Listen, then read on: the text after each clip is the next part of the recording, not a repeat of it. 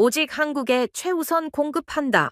사우디 왕세자가 전 세계를 향해 핵폭탄급 선언을 날렸습니다. 그리고 같은 시각 이란에서는 중국, 유럽, 일본, 내로라 하는 강대국 대사관 차량들이 꼬리에 꼬리를 물고 테헤란을 탈출하고 있었죠. 네, 그런데 바로 그 순간 전 세계 외교관들의 눈을 의심하게 만든 장면이 하나 포착됩니다. 모든 대사관이 불을 끄고 떠나는 거리에서 마치 나 여기 있소라며 보란 듯이 불빛을 환하게 밝히고 자리를 지킨 나라, 바로 대한민국입니다. 사우디가 2억 배럴이라는 천문학적 물량을 한국 한 곳에 몰아주고 오만이 아무도 모르게 한국만을 위한 항로를 열어준 이유? 위기 앞에서 절대 등을 돌리지 않는다는 그 무거운 신뢰가 지금 거대한 보상으로 돌아온 전말을 공개합니다. 여러분, 대한민국 화이팅! 댓글로 각자의 자리에서 묵묵히 버티는 우리 국민 모두를 응원해주세요. 딱 1초만요. 좋아요와 구독 꾹 부탁드립니다. 한국도 이제 빠져나가겠군. 저는 그렇게 생각했습니다. 당연한 수순이었죠. 그런데 그때였습니다. 보고서 한 장이 올라왔습니다.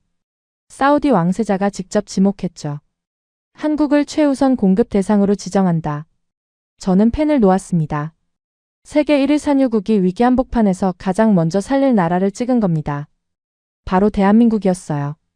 전쟁이 터지면 세계에서 가장 먼저 도망치는 사람들이 누구인지 아십니까? 외교관들입니다. 대사관 차량이 줄지어 빠져나가는 장면, 그건 뉴스가 아닙니다. 생존 본능이죠. 그날 테헤란 대사관 거리를 보셨어야 합니다. 딱 이 말처럼 행동했거든요. 유럽이 빠졌습니다. 미국은 이미 손을 뗐죠. 일본도 중국도 떠났어요. 차량이 줄지어 나가는데 그건 철수가 아니었습니다. 탈출이었죠. 저는 레자 하세미입니다. 이란에서 27년간 에너지와 안보를 분석해 온 사람입니다. 수십 개 국가의 위기를 봐왔지만 그날 저는 처음으로 제 예측이 틀렸다는 걸 인정해야 했습니다. 제가 하는 일은 간단히 말씀드리면 이렇습니다. 어떤 나라가 위기에 빠졌을 때 그 나라가 살아남을 수 있는지 없는지를 숫자로 판단하는 일이죠. 에너지 공급선이 끊기면 얼마나 버틸 수 있는지, 어떤 나라가 손을 내밀고 어떤 나라가 등을 돌릴지, 그걸 데이터로 예측하는 겁니다. 감정은 넣지 않습니다. 저는 원래 그런 사람이었거든요. 국제사회라는 건 결국 이익으로 움직이는 구조이고 거기에 감정이 끼어들 자리는 없다고 생각해왔습니다. 한국에 대해서도 마찬가지였죠. 기술은 있지만 외교적으로는 제한적인 나라, 중동에서 특별한 존재감이 있다고 보기는 어려운 나라, 그 정도로 분류하고 있었습니다. 회의실에 들어서자마자 평소와 다른 공기가 느껴졌습니다.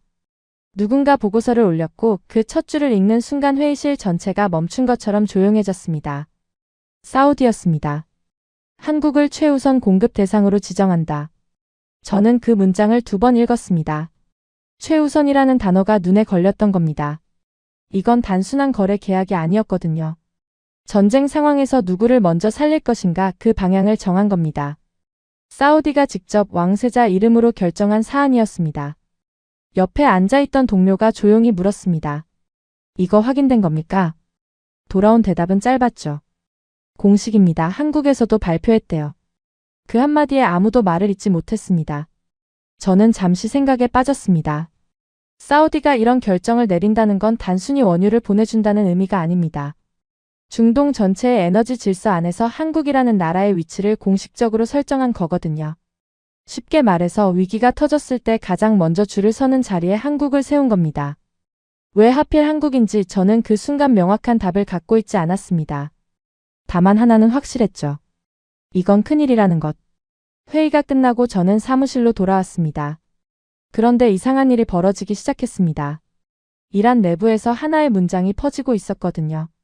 출처도 없고 공식 문서에 실린 것도 아니었습니다. 그런데 군 관계자들 사이에서, 정보 분석관들 사이에서, 심지어 외교관들 사이에서까지 같은 말이 반복되고 있었습니다. 당분간 한국은 건드리지 마라. 저는 처음엔 코웃음을 쳤습니다.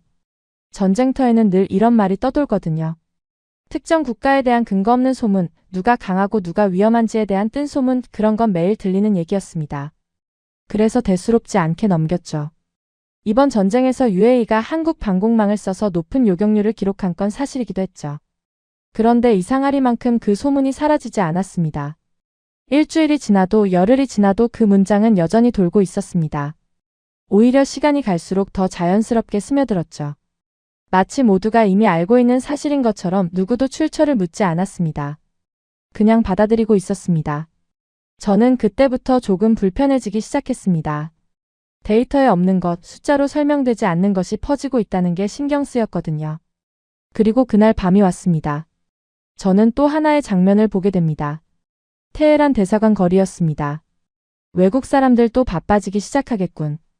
같이 대사관 거리를 걷던 동료가 한숨을 쉬며 푸념했죠. 휴전 협상이 진행되면서 잠시 숨통이 트인 상태였고 각국 대사관들이 이 틈을 놓치지 않고 움직이기 시작했습니다. 제가 아까 말씀드렸죠. 외교관은 전쟁터에서 가장 먼저 빠지는 사람들이라고. 그날이 딱 그 순간이었습니다. 거리에 늘어선 차량 행렬을 저는 직접 봤습니다.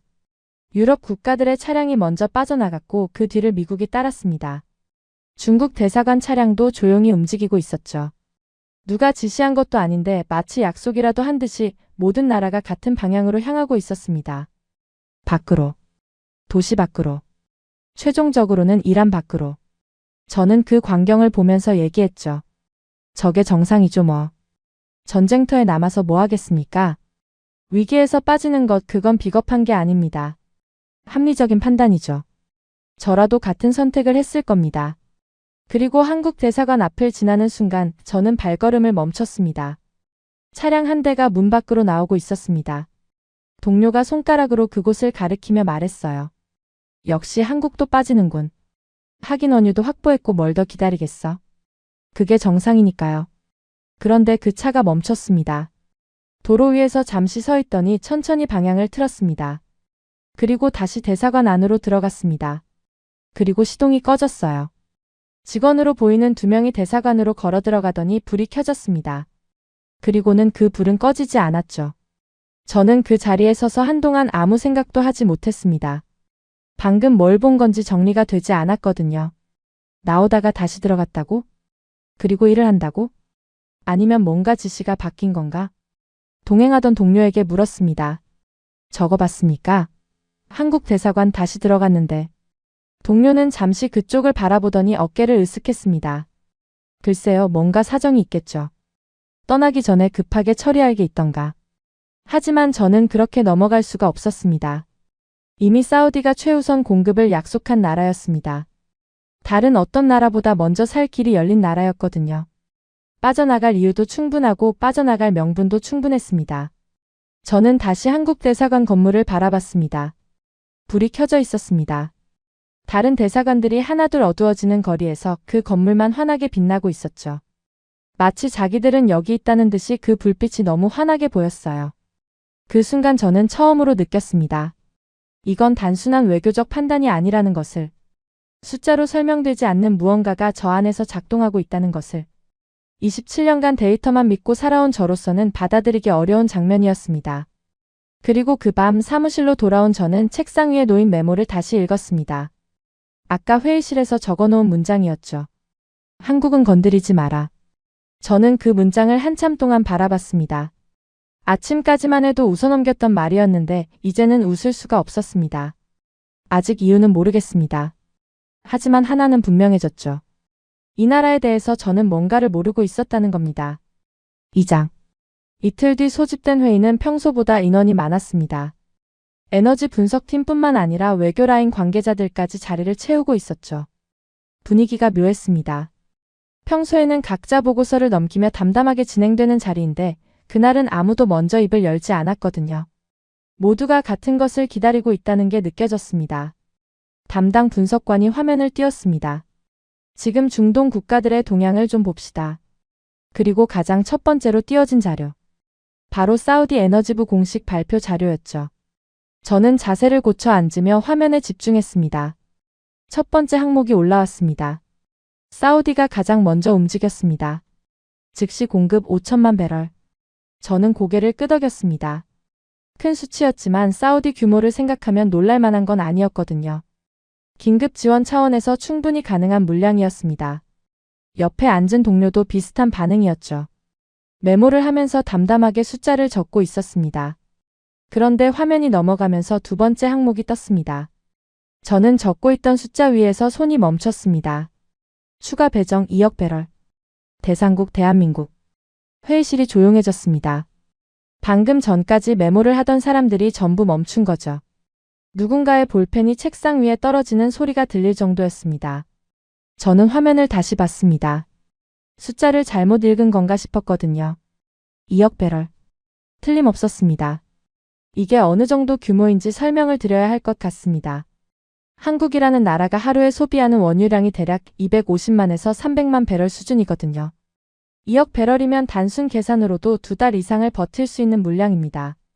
거기에 즉시 공급분 5천만 배럴까지 합치면 이건 단기 지원이 아니라 장기 생존을 보장하는 수준이었던 거죠.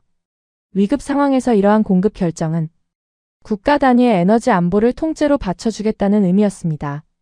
이거 공식 자료 맞습니까? 누군가 되물었어요. 저는 의자 등받이에 몸을 기댔습니다. 숫자 자체도 충격이었지만 진짜 놀라운 건 그게 아니었거든요. 사우디가 이 규모의 물량을 공식적으로 특정 국가 한 곳에 배정했다는 사실 자체가 이례적이었습니다. 보통은 이런 결정을 할 때 여러 나라에 분산시키거든요. 리스크를 나누는 거죠. 최소한의 예의만 차리며 관계를 유지하는 거예요. 그런데 이번에는 달랐습니다. 한 나라를 콕 집어서 최우선이라는 이름을 붙인 겁니다. 옆자리에서 누군가가 조용히 입을 열었습니다. 이거 전부 한국한테 가는 겁니까? 그 목소리에는 확인이라기보다 믿기 어렵다는 뉘앙스가 섞여 있었죠. 담당 분석관이 화면을 한 번 더 확인하고 대답했습니다. 최우선 배정입니다. 한국이 첫 번째 순위로 확정된 상태고요. 다른 나라는요? 없습니다. 그 대답을 듣는 순간 회의실 안의 공기가 한 번 더 가라앉았습니다. 저는 잠시 아무 생각도 할 수 없었습니다. 이건 제가 알고 있던 국제관계의 공식에 맞지 않았거든요. 에너지 외교라는 건 철저하게 이익의 교환입니다. 내가 줄 게 있으니까 내가 주는 것이고 내가 필요하니까 내가 파는 것이죠. 그런데 사우디가 이 정도 규모의 결정을 이 정도 속도로 한국 한 나라에 집중시켰다는 건 단순한 거래 논리로는 설명이 되지 않았습니다. 회의가 잠시 멈춘 사이에 맞은편에 앉아있던 선임 분석관이 입을 열었습니다. 하세미 자네는 어떻게 보나? 저는 솔직하게 말했습니다. 이해가 안 됩니다. 뭐가? 규모요. 왜 이 정도를 한 나라에 몰아줍니까? 사우디가 손해볼 이유가 없는데. 선임은 화면을 한참 바라보더니 천천히 고개를 저었습니다. 손해가 아닐 수도 있지. 사우디 입장에서 한국이 그만큼 값어치가 있다는 뜻 아니겠나? 그게 뭔지는 모르겠지만 말이야. 저는 그 말에 바로 대꾸하지 못했습니다. 값어치라는 단어가 머릿속에 남았거든요. 회의가 재개됐고 이후로는 세부 수치에 대한 분석이 이어졌습니다. 하지만 저는 솔직히 그 이후 내용이 잘 들어오지 않았습니다. 머릿속에서는 계속 같은 계산이 돌고 있었거든요. 5천만 배럴에 2억 배럴을 더하면 총 2억 5천만 배럴. 이건 어지간한 중견 국가의 전략 비축유 전체 규모에 맞먹는 물량이었습니다. 그걸 전쟁 와중에 한 나라에 보장한 겁니다. 회의가 끝난 뒤 저는 자리에 남아 있었습니다. 사람들이 하나둘 빠져나가는 동안에도 화면을 끄지 못했죠. 2억 배럴이라는 숫자가 화면에 그대로 떠 있었거든요. 저는 그 숫자를 바라보면서 며칠 전의 일을 떠올렸습니다. 대사관 거리에서 봤던 한국 차량. 나오다가 다시 들어간 그 장면. 그때는 이해하지 못했습니다. 왜 살 길이 열린 나라가 떠나지 않는지, 왜 나올 수 있는데 다시 들어가는지. 하지만 이 숫자를 보고 나니까 하나의 윤곽이 잡히기 시작했죠. 그들은 이미 알고 있었던 건지도 모릅니다. 자신들이 어떤 위치에 있는지를, 사우디가 어떤 결정을 내렸는지를, 그리고 그 결정이 의미하는 것이 무엇인지를. 그래서 굳이 떠나지 않아도 된다고 판단한 것일 수도 있습니다. 물론 이건 제 추측일 뿐이었죠.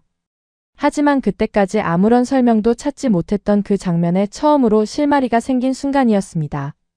저는 천천히 의자에서 일어나며 중얼거렸습니다. 그래서였군.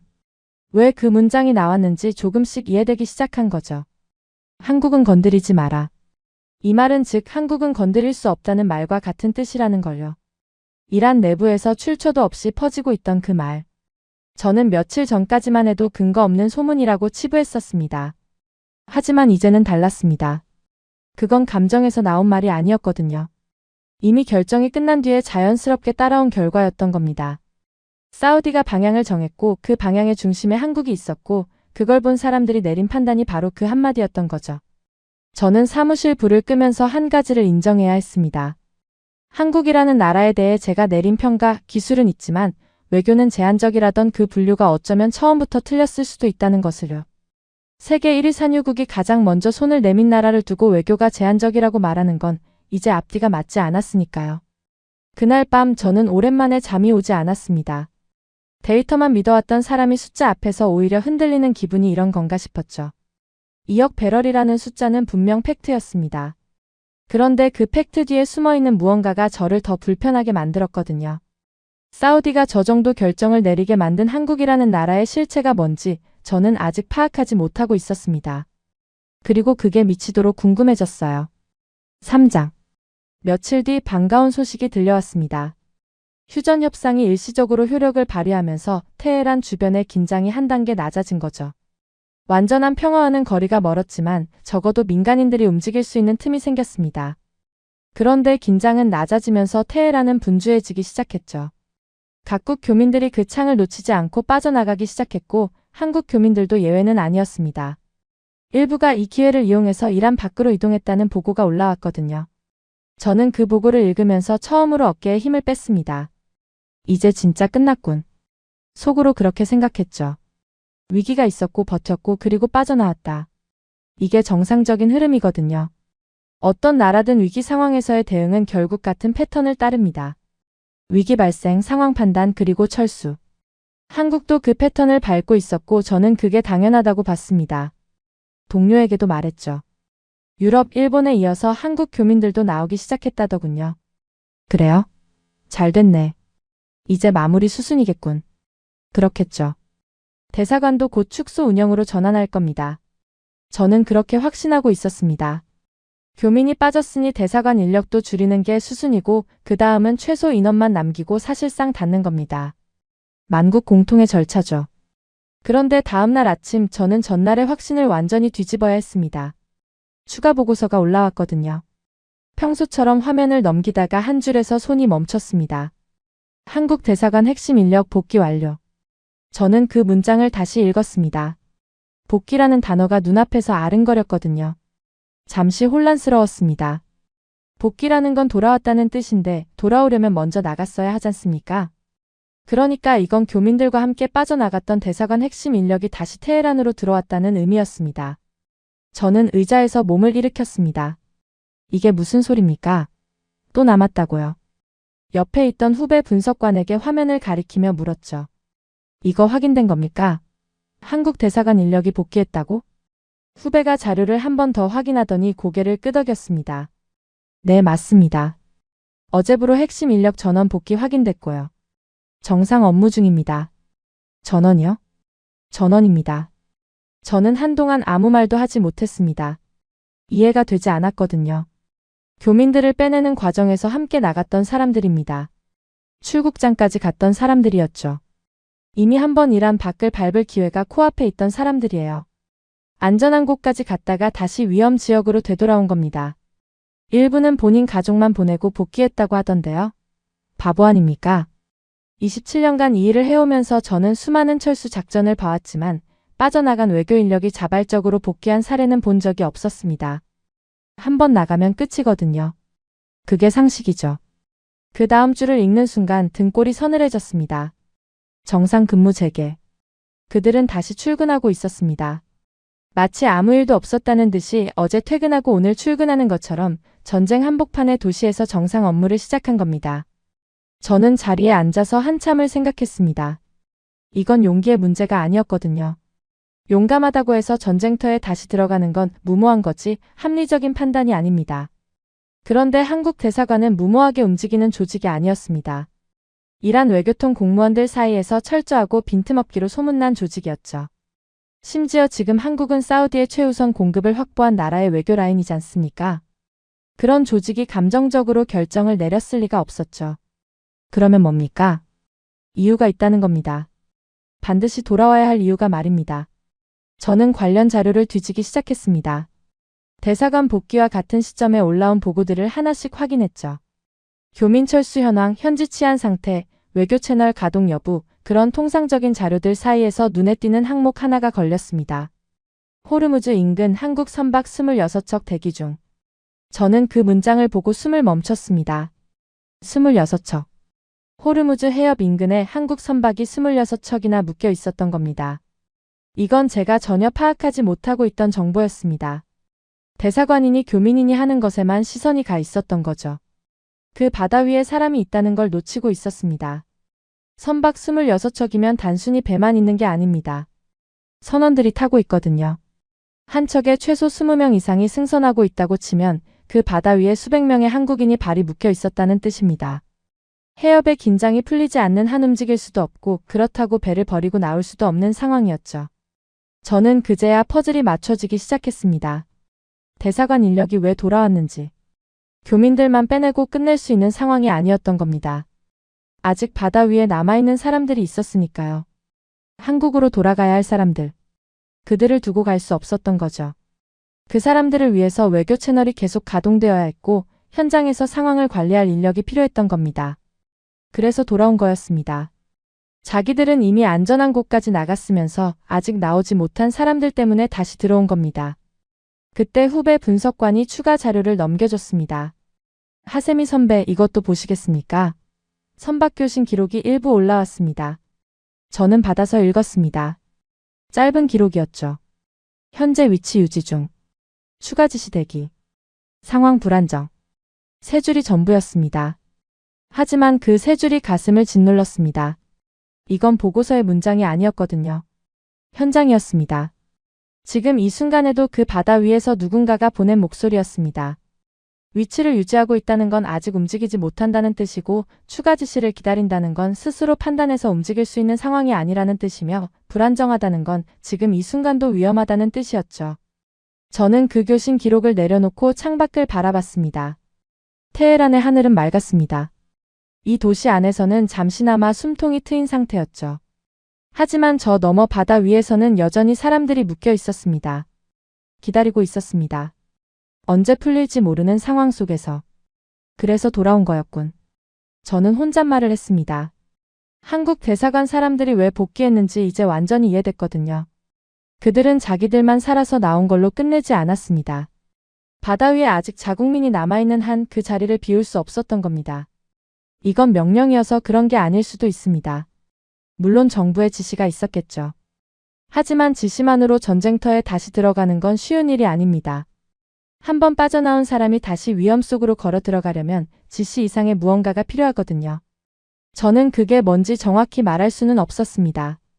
다만 27년간 수많은 국가의 위기 대응을 봐오면서 이런 식으로 움직이는 나라를 본 적이 없다는 것만은 확실했습니다. 그날 저녁 사무실을 나서려는데 화면에 새로운 알림이 하나 떴습니다. 무심코 확인하려다가 제목을 보는 순간 발걸음이 멈췄습니다. 오만 항로 지원 검토 시작. 동향 파악 필요. 오만이라는 이름이 눈에 꽂혔습니다. 저는 다시 자리에 앉았습니다. 저는 화면을 끄지 못한 채 오만이라는 단어를 한참 들여다봤습니다. 오만이 움직인다. 이상한데? 그 바다 위 26척의 선박과 수백 명의 선원들. 그리고 그들을 위해 다시 돌아온 사람들. 그리고 오만이 움직였다. 이 모든 것이 하나의 선으로 이어지고 있다는 걸 저는 느끼고 있었지만 아직 그 전체 그림을 보지는 못하고 있었습니다. 사장. 오만. 오만이 왜 이 시점에서 등장하는 건지, 항로 지원이라는 게 구체적으로 뭘 뜻하는 건지 머리로는 정리가 안 됐죠. 하지만 직감은 있었습니다. 이게 단순한 외교적 움직임이 아니라는 것, 그리고 한국과 연결되어 있을 거라는 것. 저는 그 직감을 확인하기 위해 자료를 파기 시작했습니다. 먼저 며칠간 머릿속을 맴돌던 질문을 정리할 필요가 있었습니다. 왜 돌아왔는가? 왜 떠나지 않았는가? 한국 대사관 인력이 복귀한 이유는 바다 위 선박 26척과 그 선원들 때문이라는 데까지는 이해했습니다. 하지만 그게 전부는 아닌 것 같았거든요. 선원들을 위해서 돌아왔다고 치더라도 해협이 막혀있는 상황에서 대사관 인력이 현장에 있는 것만으로는 문제가 풀리지 않습니다. 외교관이 직접 배를 끌고 나올 수는 없는 노릇이지 않습니까? 그렇다면 돌아온 건 단순히 있기 위해서가 아니라 무언가를 준비하기 위해서라는 뜻이었습니다. 뭘 준비하고 있었던 걸까? 그 답이 오만에 있을 수도 있겠다는 생각이 든 겁니다. 저는 사무실에서 중동 지역 항로 지도를 꺼냈습니다. 오랫동안 들여다보지 않았던 자료였죠. 에너지 분석을 하면서 해상 물류 경로는 기본적으로 숙지하고 있었지만 이번처럼 특정 국가의 항로를 집중적으로 살펴본 건 처음이었습니다. 지도를 펼치고 호르무즈 해협을 중심으로 주변 국가들의 위치를 다시 확인했습니다. 그리고 그 순간 모든 것이 멈췄습니다. 오만의 위치가 눈에 들어왔거든요. 호르무즈 해협의 안쪽이 아니라 바깥쪽에 있었습니다. 정확히 말하면 해협을 통과하지 않고도 접근할 수 있는 위치에 오만의 항구들이 자리 잡고 있었던 거죠. 저는 지도 위에서 손가락으로 경로를 따라가 봤습니다. 페르시아만 안쪽에서 호르무즈를 거치지 않고 오만의 항구로 향하는 루트. 그건 막힌 길이 아니었습니다. 남아있는 길이었습니다. 여기였군. 저는 혼자 중얼거렸습니다. 지도 위에서 답이 나온 겁니다. 호르무즈 해협이 긴장 상태에 들어가면 그 안쪽에 있는 모든 선박은 사실상 갇히게 됩니다. 통과하려면 이란의 영향권을 지나야 하고 그 과정에서 어떤 일이 벌어질지 아무도 장담할 수 없거든요. 그래서 대부분의 나라들은 해협이 불안해지면 선박을 후퇴시키거나 아예 진입을 포기합니다. 그게 일반적인 대응이죠. 그런데 오만은 해협 바깥에 있었습니다. 이란의 직접적인 통제권 받기라는 뜻이에요. 만약 오만이 한국 선박의 통과를 허용하고 자국 항구를 경유지로 제공한다면 호르무즈가 막혀 있어도 우회할 수 있는 경로가 생기는 겁니다. 해협을 뚫는 게 아니라 해협을 피해서 가는 거죠. 저는 다시 며칠 전에 보고서를 꺼내서 오만 관련 항목을 찾았습니다. 처음 봤을 때는 무심코 넘겼던 내용들이 이제는 전혀 다른 의미로 읽혔습니다. 항로 지원, 선박 통과 협조, 에너지 공급 연결. 이 세 가지가 한 묶음으로 올라와 있었거든요. 하나씩 뜯어보면 각각 다른 영역의 이야기입니다. 항로 지원은 물류의 문제이고 선박 통과 협조는 외교의 문제이며 에너지 공급 연결은 경제의 문제죠. 그런데 이 셋이 동시에 같은 시점에 오만이라는 한 나라에서 움직이고 있었습니다. 이건 우연이 아니었습니다. 누군가가 설계한 겁니다. 저는 의자에서 몸을 일으켰습니다. 심장이 빠르게 뛰고 있었거든요. 데이터를 다루는 사람이 흥분하면 안 되는 건 알고 있습니다. 하지만 그 순간만큼은 억누를 수가 없었습니다. 막혀 있다고 생각했던 바다에서 길이 열리고 있었으니까요. 후배 분석관이 사무실로 들어오다가 제 표정을 보고 멈칫했습니다. 선배, 무슨 일 있습니까? 저는 지도를 가리키며 말했습니다. 이거 봐라. 오만 위치가 어디야? 여기 잘 봐봐. 후배가 지도를 들여다봤습니다. 호르무즈 바깥이죠. 그래. 바깥이야. 그게 왜요? 한국 선박이 26척 묶여 있다고 했잖아. 해협 안쪽에서. 후배의 눈이 커졌습니다. 설마 오만을 통해서 우회시키려는 겁니까? 저는 고개를 끄덕였습니다. 항로 지원, 선박 통과, 협조, 에너지 공급 연결. 이 세 개가 동시에 올라왔어. 이건 단순한 검토가 아니야. 후배가 잠시 생각하더니 조용히 말했습니다. 길을 만들고 있는 거군요. 저는 그 말에 아무 대꾸도 하지 못했습니다. 후배가 정확히 맞는 말을 했거든요. 길을 만들고 있었습니다. 막혀 있는 곳을 억지로 뚫는 게 아니라 막히지 않은 곳을 찾아서 연결하는 방식으로. 힘으로 밀어붙이는 게 아니라 관계를 활용해서 열어가는 방식으로. 저는 다시 자리에 앉아서 그동안의 일들을 처음부터 되짚어봤습니다. 사우디의 최우선 공급 결정이 있었죠. 그 뒤에 대사관 인력이 떠나지 않았고 교민을 빼낸 뒤에도 핵심 인력이 복귀했습니다. 바다 위에는 선박 26척이 기다리고 있었고 선원들의 교신에는 위치 유지 중, 추가 지시 대기라는 말이 담겨 있었죠. 그리고 지금 오만이 움직이고 있습니다. 이 모든 것이 하나의 선으로 이어졌습니다. 대사관이 남은 이유, 인력이 복귀한 이유, 선박이 자리를 지키고 있던 이유. 그들은 기다리고 있었던 겁니다. 이 길이 열리는 순간을. 저는 책상 위에 팔을 짚고 천천히 숨을 내쉬었습니다. 그래서 안 나간 거였습니다. 빠져나올 수 있었는데 남았던 건 아직 빠져나오지 못한 사람들이 있었기 때문이고 그 사람들을 위한 길이 만들어지고 있다는 걸 알았기 때문이었습니다.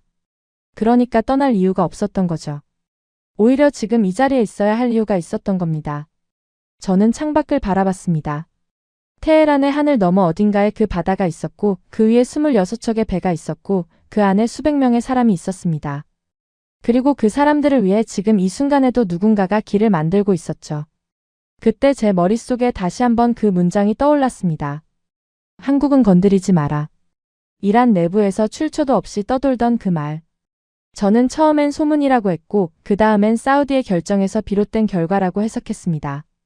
하지만 이제는 좀 더 깊은 의미가 보이기 시작했습니다. 그건 경고가 아니었습니다. 이미 결과를 본 사람들이 내린 결론이었던 겁니다. 한국이라는 나라가 위기 상황에서 어떻게 움직이는지를 지켜본 사람들이 스스로 도달한 판단이었죠.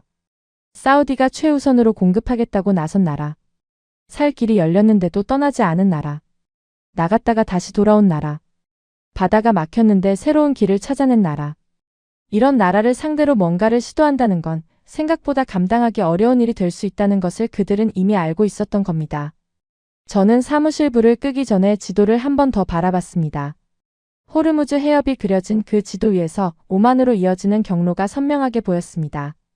며칠 전까지만 해도 보이지 않았던 길이었죠. 아니, 보이지 않았던 게 아니라 보려고 하지 않았던 건지도 모릅니다. 한국이라는 나라를 기술은 있지만 외교는 제한적이라고 분류하던 시선으로는 이런 움직임을 읽어낼 수가 없었으니까요. 후배가 퇴근하면서 물었습니다. 선배 안 가십니까? 조금 있다가 갈게. 오만 건 계속 추적하실 겁니까? 해야지. 이건 아직 끝난 게 아니니까. 후배가 고개를 끄덕이고 나간 뒤 저는 혼자 남은 사무실에서 조용히 생각에 잠겼습니다. 한국은 지도에 없는 길을 찾아낸 것이 아니었습니다. 지도에는 원래 있었던 길이었죠. 다만 그 길을 보는 눈과 그 길을 열 수 있는 관계를 가진 나라만이 실제로 걸어갈 수 있는 길이었습니다. 그리고 외교 라인에서 조용하게 하지만 빠르게 움직였죠. 한국은 그 두 가지를 모두 갖고 있었던 겁니다. 그리고 그 사실이 저를 가장 불편하게 만들었습니다.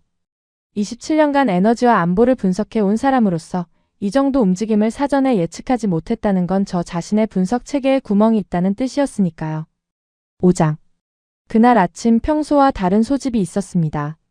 정기회의가 아니었거든요. 상부에서 긴급 지시가 내려온 겁니다. 회의실에 들어서니 분위기가 무거웠습니다. 에너지 분석팀뿐만 아니라 해양 감시 쪽 인원까지 불려와 있었죠. 이건 단순한 보고 자리가 아니라는 게 한눈에 느껴졌습니다. 상급자가 입을 열었습니다. 호르무즈 해협 통제를 강화한다. 즉시 전면 점검에 들어간다. 예상하지 못한 말은 아니었지만 그 다음이 문제였습니다. 해협을 이용하는 모든 국가의 선박을 대상으로 조사한다. 통행료를 제대로 냈는지, 우회 루트를 이용한 나라가 있는지, 선박 국적을 위장한 사례가 있는지. 전부 뒤져라. 회의실이 잠시 술렁였습니다. 전면 조사라는 건 업무량이 엄청나다는 뜻이었거든요. 옆에 앉은 동료가 소곤거렸습니다. 이거 어디서 나온 지시입니까? 저는 고개를 저었습니다. 위에서 직접 내려온 거야. 최근에 편법 쓰는 나라가 늘었나 봐. 꼼수 쓰는 데가 있긴 하죠. 선박 국적 바꿔치기 하는 데도 있고. 그래서 전부 들여다보겠다는 거지. 상급자가 다시 말을 이어갔습니다. 특히 최근 오만 경유 루트를 이용한 선박들 전부 확인해라. 누가 정식으로 통과했고 누가 빠져나갔는지 하나도 빠뜨리지 마라. 한국 선박도 포함입니까? 누군가가 물었습니다. 상급자가 눈을 들었습니다. 당연하지. 예외는 없다. 저는 그 말을 들으면서 묘한 긴장감을 느꼈습니다. 한국 선박도 조사 대상에 포함된다는 건 지금까지 제가 지켜봐온 한국의 움직임이 이란의 공식적인 감시망 안에 들어간다는 뜻이었거든요. 만약 한국이 다른 나라들처럼 편법을 쓰고 있었다면 이번 조사에서 드러날 수밖에 없었습니다. 회의가 끝나고 저는 곧장 작업에 들어갔습니다. 상부 지시니까 선택의 여지가 없었죠. 하지만 솔직히 말씀드리면 한국 쪽 자료를 들여다보는 건 개인적으로도 궁금했습니다. 지금까지 제가 관찰한 바로는 한국이 정식 절차만 밟고 있었지만 공식 조사를 통해 확인하는 건 별개의 문제니까요. 실제로 뒤를 까보면 다른 게 나올 수도 있는 겁니다. 며칠간 자료를 뒤졌습니다. 한국 선박들의 이동 경로, 통행 기록, 오만 경유 내역, 선박 국적 변동 여부까지 전부 확인했죠. 다른 나라들의 자료와 비교해 가면서 하나하나 대조했습니다. 그런데 결과가 이상했습니다. 아무것도 안 나왔거든요. 한국 선박은 국적을 바꾼 적이 없었고 통행 관련 비용을 우회한 정황도 없었으며 비공식 경로를 이용한 흔적도 전혀 발견되지 않았습니다. 모든 절차가 정식으로 처리되어 있었고 기록이 깔끔하게 남아 있었습니다. 편법이라고 부를 만한 것이 단 하나도 없었던 겁니다. 저는 후배 분석관에게 물었습니다. 한국 쪽 다 뒤져봤어? 네, 전부 확인했습니다. 아무것도 없어? 없습니다. 깨끗합니다. 다른 나라들은? 후배가 잠시 머뭇거리더니 대답했습니다. 몇 군데 걸렸습니다. 선박 국적 변경 사례가 2건, 통행료 미납 정황이 3건, 비공식 우회 루트 이용이 확인된 곳도 있고요. 한국만 없다는 거야? 한국만이라기보다는 이 정도로 깨끗한 나라가 거의 없습니다. 저는 의자에 등을 기대며 천장을 올려다봤습니다. 이란이 직접 감시망을 가동해서 조사했는데도 한국에서는 아무것도 나오지 않았습니다. 이건 운이 좋아서가 아니었습니다. 처음부터 규칙 안에서만 움직였기 때문에 가능한 결과였죠. 다른 나라들이 급하다는 핑계로 편법을 택할 때 한국은 느리더라도 정도를 고집했고 그 결과가 지금 이렇게 증명되고 있었던 겁니다. 보고서를 정리하는 도중에 다른 자료 하나가 눈에 들어왔습니다. 한국 선박 관련 최신 현황 보고였죠. 호르무즈 해협 안쪽에 여전히 묶여있는 26척의 선박, 그 선원들의 상황이 업데이트된 내용이었습니다. 저는 읽기 시작했습니다. 그리고 읽으면서 점점 표정이 굳어졌습니다. 선원 183명이 40일 넘게 바다 한가운데 갇혀 있었습니다. 식수가 떨어져서 바닷물을 정수기로 걸러 마시고 있었고 식량도 바닥을 보이기 시작한 상태였죠. 고립이 한 달을 넘기면서 선원들의 심리 상태도 한계에 가까워지고 있었습니다. 날카로워지고 쉽게 화를 내고 뉴스가 나올 때마다 기대와 실망을 반복하면서 지쳐가고 있었던 겁니다. 그런데 그 와중에 하나의 장면이 보고서에 담겨 있었습니다. 페르시아만 한가운데 소형 보급선 한 척이 화물선 옆에 붙어있는 사진이었습니다. 작은 배가 큰 배 옆에 바짝 다가가서 줄에 매단 상자를 하나씩 올려보내고 있었죠. 상자 안에는 쌀이 있었고 과일이 있었고 선원들이 버틸 수 있는 생필품이 담겨 있었습니다. 저는 그 사진을 한참 들여다봤습니다. 전쟁 한복판의 바다에서 작은 보급선이 위험을 무릅쓰고 접근해서 식량을 전달하고 있는 장면이었거든요. 화려한 작전이 아니었습니다. 뉴스에 크게 나올 만한 일도 아니었죠.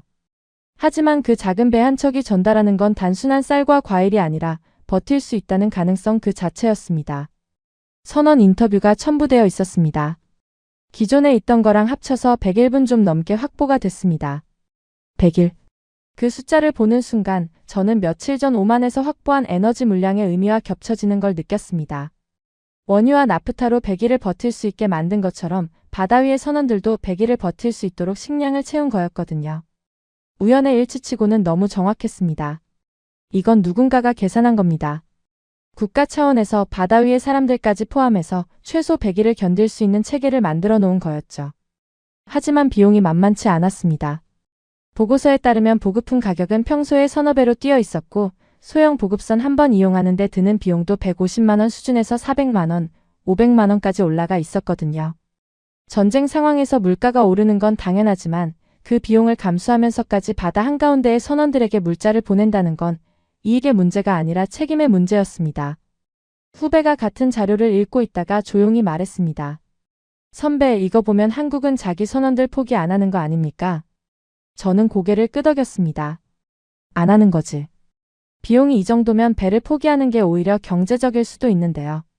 그래. 계산만 따지면 그렇지. 근데 안 포기하지 않습니까? 그러니까 이상한 거야. 이상하다고 말하긴 했지만 사실 이제는 이상하지 않았습니다. 한국이라는 나라가 이번 위기에서 보여준 패턴이 여기서도 똑같이 반복되고 있었으니까요. 대사관 인력이 나갔다가 다시 돌아온 것, 사우디와 오만에서 공급을 확보한 것, 규칙을 어기지 않고 버텨낸 것, 그리고 지금 바다 위의 선원들에게 100일치 식량을 보급한 것. 전부 같은 원리였습니다. 한 사람도 포기하지 않겠다는 것. 끝까지 책임지겠다는 것. 저는 보고서를 덮고 잠시 눈을 감았습니다. 이란이 공식적으로 통제를 강화하고 전면 조사를 벌이고 있는 상황에서도 한국은 단 한 건의 편법도 없이 자기 사람들을 지키고 있었습니다. 규칙을 어기지 않았기 때문에 잡을 명분이 없었고 마찰을 만들지 않았기 때문에 공격할 빌미가 없었습니다. 그러면서도 선원 183명까지 포함해서 100일을 버틸 수 있는 체계를 완성시킨 거였죠. 상급자에게 조사 결과를 보고하러 갔습니다. 한국 쪽은 어떻게 나왔나? 저는 담담하게 대답했습니다. 깨끗합니다. 편법 사용 사례 없습니다. 상급자가 잠시 저를 바라보더니 고개를 끄덕였습니다. 알겠다. 그게 전부였습니다. 하지만 그 짧은 고개 끄덕임에 담긴 의미를 저는 읽을 수 있었습니다. 놀랍지 않다는 듯한, 어쩌면 이미 예상했다는 듯한 반응이었거든요. 사무실로 돌아오면서 저는 생각했습니다. 한국이라는 나라는 위기를 넘기는 방식 자체가 달랐습니다. 힘으로 밀어붙이지 않고 편법으로 빠져나가지 않고 대신 관계를 통해 길을 만들고 규칙 안에서 버텼습니다. 그리고 그 과정에서 단 한 사람도 놓지 않았습니다. 바다 위에 떠있는 선원 한 명까지도. 이건 단순히 잘하는 나라가 아니었습니다. 상대하기 어려운 나라였습니다. 왜냐하면 흠이 없으니까요. 건드릴 데가 없는 겁니다. 6장. 사우디와 오만이 한국에 약속한 것들, 그게 실제로 움직이고 있는지를 눈으로 봐야 했습니다. 보고서에 추가할 내용이었죠. 사실 국제관계에서 약속이라는 건 종이 위에 글자일 뿐인 경우가 많거든요. 단지 말뿐인 경우가 많다는 거죠. 서명까지 마친 합의서도 상황이 바뀌면 휴지 조각이 되는 걸 저는 수없이 봐왔습니다. 특히 전쟁 상황에서는 더합니다. 어제의 약속이 오늘의 현실이 된다는 보장은 어디에도 없으니까요. 그래서 확인하고 싶었습니다. 한국이 받은 약속이 정말로 현실이 되고 있는지. 답은 생각보다 빠르게 나왔습니다. 사우디 쪽 물류 데이터를 추적해보니 이미 원유 선적이 시작된 상태였거든요. 5천만 배럴 규모의 즉시 공급분이 실제로 한국 방면으로 움직이고 있었습니다. 선적 일자, 항로, 수량까지 전부 확인이 됐죠. 저는 화면을 들여다보면서 고개를 끄덕였습니다. 진짜로 보내고 있군. 이건 약속이 아니었습니다. 이미 시작된 현실이었죠. 사우디가 이 속도로 움직인다는 건 결코 가볍게 볼 일이 아닙니다. 전쟁 와중에 원유를 보낸다는 건 단순히 배에 기름을 싣는 게 아니거든요. 물류 경로를 확보해야 하고 호의 여부를 결정해야 하고 수출 허가를 받아야 하고 도착지까지의 안전을 보장해야 합니다. 그 과정 하나하나가 전시에는 평소의 몇 배로 복잡해지죠. 그런데 사우디는 그걸 이미 실행에 옮기고 있었습니다. 말한 대로 하고 있었던 겁니다. 저는 잠시 화면에서 눈을 떼고 생각에 잠겼습니다. 사우디가 이 정도로 신속하게 움직이는 이유가 뭘까? 단순한 거래 관계라면 이런 속도가 나올 수 없거든요. 거래는 조건을 따지고 가격을 흥정하고 이행 시점을 조율하는 과정이 필수적입니다. 그런데 지금 사우디의 움직임에는 그런 절차적 지연이 보이지 않았습니다. 마치 이미 오래전에 결정이 끝나 있었던 것처럼 실행만 남은 상태에서 버튼을 누른 것 같았죠. 그 생각을 하고 있을 때였습니다. 후배가 문을 열며 들어왔어요. 카자흐스탄 소식 들으셨습니까? 카자흐스탄이요? 전혀 예상하지 못한 이름이었습니다. 사우디도 오만도 중동 에너지 질서 안에서 한국과 연결되는 맥락이 있었기에 이해할 수 있었죠. 하지만 카자흐스탄은 달랐습니다. 중앙아시아의 내륙 국가이고 중동의 긴장 상황과는 직접적인 관련이 없는 나라였거든요. 지금 한국에 원유 1,800만 배럴 공급한다고 발표했습니다. 저는 그 숫자를 보고 숨을 내쉬었습니다. 공식이야? 대상국이 한국 확실해? 1,800만 배럴이면 적은 양이 아닙니다. 카자흐스탄이 한 해에 수출하는 원유의 규모를 고려하면 특정 국가 한 곳에 이 정도를 별도 배정한다는 건 상당한 결정이었거든요. 그런데 더 눈에 띈 건 수량이 아니었습니다. 후배가 들고 있던 그 보고서에 적혀있던 한 줄이 저를 멈추게 했습니다. 고위급 협력 채널 신설. 이건 일회성 지원이 아니라는 뜻이었습니다. 긴급 상황에 대한 임시 조치가 아니라 앞으로도 계속 이어질 관계의 틀을 만든 거였거든요. 쉽게 말해서 카자흐스탄은 한국과의 에너지 협력을 일시적 도움이 아닌 구조적 관계로 격상시킨 겁니다. 위기 때 한 번 돕고 끝나는 게 아니라 위기 이후에도 연결을 유지하겠다는 의미였죠. 저는 의자에서 몸을 앞으로 숙이며 중얼거렸습니다. 이건 우연이 아니야. 협력 채널까지 신설할 정도면. 사우디가 움직이고 오만이 움직이고 이제 카자흐스탄까지 움직이고 있었습니다. 서로 다른 지역에 서로 다른 성격의 국가들이 같은 방향으로 한국을 향해 움직이고 있었던 거죠. 이건 한국이 각각의 나라에 개별적으로 요청해서 얻어낸 결과처럼 보이지 않았습니다. 오히려 한국이라는 나라와의 관계 속에서 각 나라가 자발적으로 판단한 결과처럼 보였습니다. 후배 분석관이 자료를 확인하고 있다가 제 쪽을 돌아봤습니다. 선배, 카자흐스탄까지 나오니까 분위기가 좀 많이 다른데요? 이건 완전히 다르지. 사우디는 중동 질서 안에서 이해가 되는데 카자흐스탄은 맥락이 좀 다르지 않습니까? 왜 움직인 겁니까? 좋은 질문이었습니다. 저도 같은 의문을 갖고 있었으니까요. 저는 잠시 생각한 뒤 과거 자료를 뒤지기 시작했습니다. 한국과 카자흐스탄의 에너지 협력 이력을 확인하고 싶었거든요. 자료를 펼쳐놓고 보니 윤곽이 잡혔습니다. 한국은 카자흐스탄과 오래전부터 에너지 분야에서 관계를 맺어오고 있었습니다. 카자흐스탄이 독립 이후 에너지 산업을 키워가던 시기에 한국 기업들이 들어갔고 인프라 구축에 참여했으며 기술 협력을 이어왔더군요. 화려하게 주목받은 적은 없었지만 꾸준히 관계를 유지해 온 겁니다. 그리고 그 패턴은 카자흐스탄에만 해당되는 게 아니었습니다. 자료를 더 넓게 살펴보니 중동과 중앙아시아 전역에서 비슷한 흔적이 보였거든요. 한국은 이 지역에 항상 먼저 들어왔던 나라였습니다. 다른 나라들이 리스크를 따지며 주저할 때 한국은 이미 현장에 있었죠. 중동붐이 일었을 때 가장 많이 중동의 땅을 밟은 나라는 한국이었어요. 건설 현장에도 에너지 개발 현장에도 인프라 프로젝트 현장에도. 그리고 중요한 건 들어온 뒤에 끝까지 남았다는 겁니다. 상황이 나빠져도 철수하지 않고 관계를 유지하면서 버텼죠. 그게 1년이 아니라 10년, 20년 단위로 이어져 왔던 겁니다. 저는 자료를 덮으면서 후배에게 말했습니다. 카자흐스탄이 움직인 건 갑자기가 아니야. 무슨 뜻입니까? 한국이 이 지역에서 쌓아온 게 있거든. 오래전부터. 조용하게. 그래서 지금 이 상황에서 도와주는 겁니까? 도와주는 게 아니지. 관계가 작동하는 거야. 후배가 잠시 생각에 잠기더니 고개를 끄덕였습니다. 그러면 이건 거래가 아니라 관계지. 오래 쌓아온 관계가 지금 결과로 나타나고 있는 거야. 저는 그 대화를 하면서 머릿속으로 숫자를 정리하고 있었습니다. 사우디에서 확보한 즉시 공급분 5천만 배럴과 추가 배정 2억 배럴. 오만에서 확보한 원유 500만 배럴과 나프타 160만 톤. 그리고 카자흐스탄의 1,800만 배럴. 전부 합치면 대략 2억 7천만 배럴 규모였습니다. 2억 7천만 배럴. 이 숫자를 처음 계산해냈을 때 저는 잠시 멍해졌습니다. 전쟁 한복판에서 한 나라가 확보한 에너지 물량이 이 정도라는 건 제 27년 경력에서도 본 적이 없는 수준이었거든요. 게다가 이건 한 곳에서 몰아서 받은 게 아니었습니다. 사우디, 오만, 카자흐스탄. 세 나라가 각각 다른 위치에서 다른 방식으로 같은 나라를 향해 움직인 결과였죠. 저는 창밖을 바라보며 조용히 중얼거렸습니다. 그래서였군. 그들이 왜 움직였는지 이제 이해됐거든요.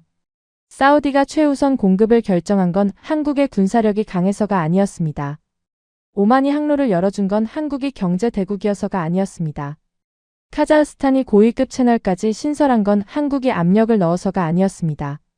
한국이 오랜 시간 동안 이 지역에서 보여준 행동 방식, 먼저 들어오고 끝까지 남고 관계를 유지하는 그 방식이 만들어낸 결과였습니다. 과거의 신뢰가 현재의 공급으로 돌아온 겁니다. 이건 돈으로 살 수 있는 게 아니었습니다. 시간으로만 쌓을 수 있는 것이었죠. 선임 분석관이 사무실을 지나가다가 제 책상 위에 펼쳐진 자료를 보고 멈춰 섰습니다. 하셈이 아직도 한국 건 추적하고 있나? 네, 계속하고 있습니다.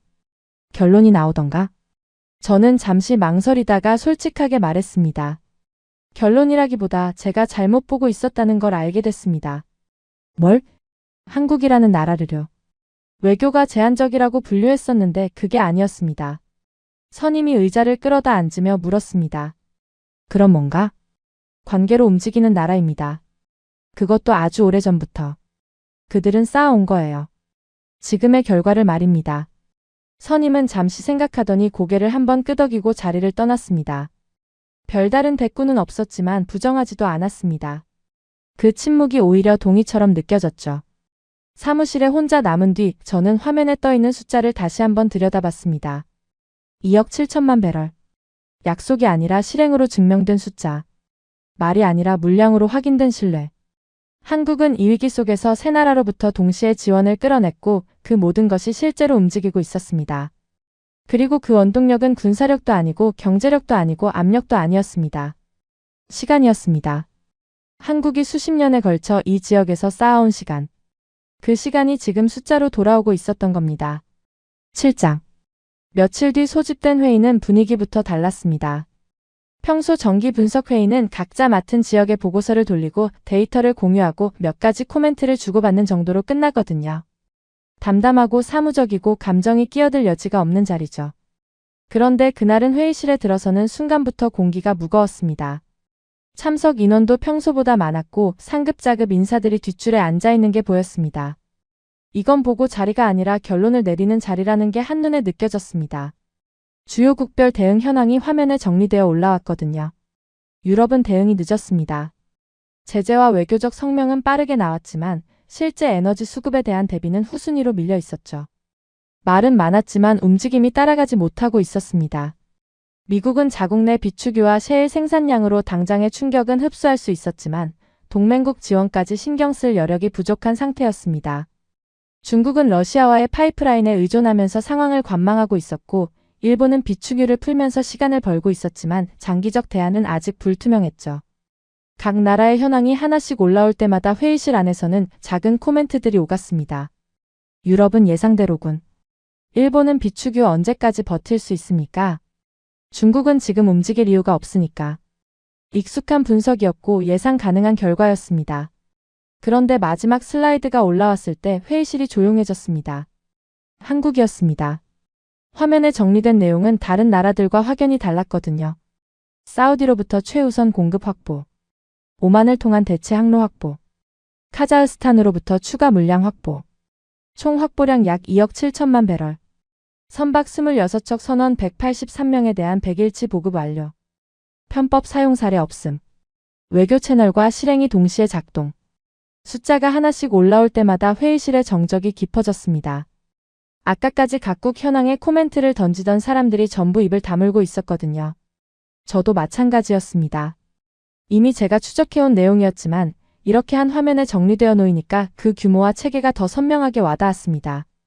잠시 침묵이 흐른 뒤 맞은편에 앉아있던 외교라인 고위 관계자가 입을 열었습니다. 한국은 어떻게 봐야 합니까? 그 질문 하나에 회의실 전체의 시선이 집중됐습니다. 단순한 질문이 아니었거든요.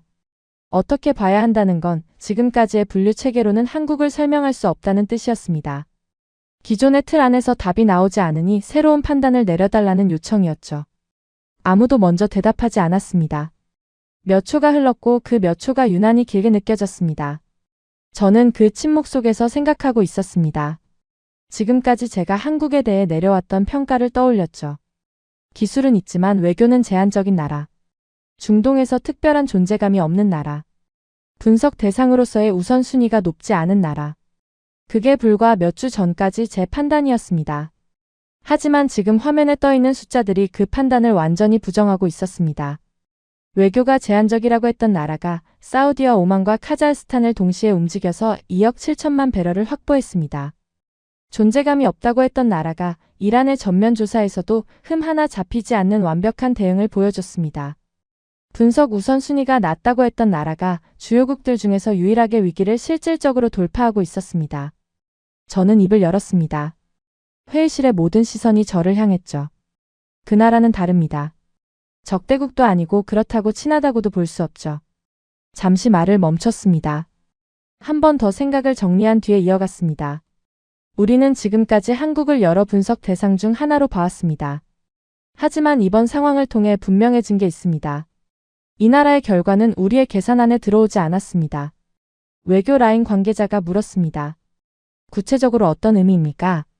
한국이 확보한 공급망 규모와 속도는 우리가 사전에 예측한 범위를 넘어섰습니다. 사우디의 최우선 공급, 오만의 항로 지원, 카자흐스탄의 추가 물량까지 이 세 가지가 동시에 작동한 건 단일 국가의 위기 대응으로는 이례적인 수준입니다. 그래서 위험하다는 겁니까? 저는 잠시 생각한 뒤 고개를 저었습니다. 위험하다는 표현은 정확하지 않습니다. 회의실이 다시 조용해졌습니다. 저는 천천히 말을 이어갔습니다. 한국이 강해서 위험한 게 아닙니다. 군사력으로 위협적인 나라도 아니고 경제 규모로 압도하는 나라도 아닙니다. 하지만 이 나라를 상대하면 예측할 수 없어요. 옆에 앉아있던 선임 분석관이 물었습니다. 예측할 수 없다는 건 무슨 뜻인가?